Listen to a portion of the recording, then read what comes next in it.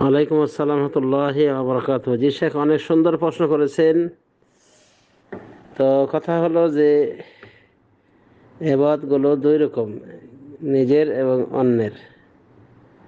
তো নিজের এবাদত নিজের জন্যই হয়ে থাকে, আর অন্যের জন্য এবাদত করলে সেটা তাদের জন্য অবশ্যই আদায় হবে এবং একটা নেকির কাজ করলেন, তাদেরকে এই এবাদতটা যেন সদকা করে দিলেন। তো কোনোটাই কম নয়। আর যেহেতু আপনি উমরা করেছেন ইতিপূর্বে, অসংখ্য উমরা করেছেন, কাজেই আপনি খালার যে একটা হক রয়েছে, বাদাল এমন কি বলা হয়েছে আল খালাত ওয়ালিদাহ, খালাও একজন মাতৃ, মা। তো মার যেমন হক রয়েছে আপনার উপরে অনেক, ঠিক খালারও হক রয়েছে অনেক।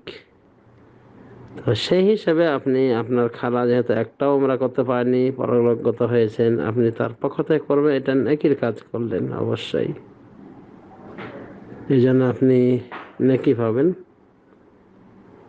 কাজে আপনার খালার পক্ষ থেকে করতে পারেন। আর যে শেখ বলেছেন আপনি করতে, উনি হলেন শেখ সালেম আত-তাওয়িল, কুয়েতের একজন সালাফি আলেম, যিনি বলা যেতে পারে জামিল ডক্টর আব্দুর রহমান আল খামিস সহপাঠী, বা কথাই মানে দোস্ত সম্পর্কের। মাসলা মাসায়ের কিছু থাকে আর কি, টানাটানি দুইজনে। তো এটা খালার পক্ষ থেকে অবশ্যই আদায় হবে, এবং খালার পক্ষ থেকে করলেন, এটা শতামল করলেন। আর আবার যেতে চাচ্ছেন সেটা অন্য খালার পক্ষ থেকে, যিনি জীবিত রয়েছেন এবং 90 বছর বয়স, মানে চলতে ফিরতে সক্ষম নন। তো এরকম বৃদ্ধ ব্যক্তির পক্ষ থেকে করতে পারবেন ইনশাআল্লাহ। তো অসুবিধা নাই ইনশাআল্লাহ। হাইয়া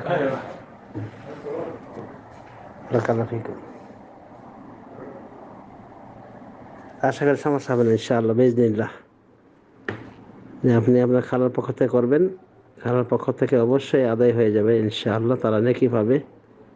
আর আপনি তাদের সাথে একটা ভালো ব্যবহার করলেন, সিলাতুল আরহাম, সিলাতুল আকারিব, মাতৃতুল্য মানুষের সাথে আপনি এরকম আচরণ করবেন, ইনশাআল্লাহ অবশ্যই নেকি পাবেন বিইজনিল্লাহ। তবে আপনার ইচ্ছা, আপনি এই রমাদানের উমরাটা আপনার পক্ষ থেকে করতে পারেন, কারণ প্রত্যেকের নাফস আওলা মিনাল গায়র, কাজী আল আমরু ফিহি সাআহ। আপনি যেটা ইচ্ছা সেটাই করতে পারেন ইনশাআল্লাহ। আবার শেখ বিন বাজ সহ লাজনা দায়েমার ফতোয়া রয়েছে, আপনি নিজের করার পরে অন্যের পক্ষ থেকে করতে পারবেন। খালার পক্ষ থেকে করতে পারেন মসজিদে আয়েশা গিয়ে, সেটা করতে পারেন, যদিও বিতর্কিত, পক্ষে বিপক্ষে অনেক কথা আছে। যাই হোক, ইনশাআল্লাহ সমস্যা হবে না বিইজনিল্লাহ। আপনার মনে যেটা ধরে সেটাই করেন বিইজনিল্লাহ, সেটাই সঠিক ইনশাআল্লাহ, কোনো সমস্যা হবে না। আর আপনি নেকি পেয়ে যাবেন। একটা হলো নেকি আপনার সাথে সংশ্লিষ্ট খাস নেকি, আর একটা হলো অন্যের পক্ষ থেকে করানোর নেকি পাবেন ইনশাআল্লাহ বিইজনিল্লাহ। হাইয়াকুমুল্লাহ।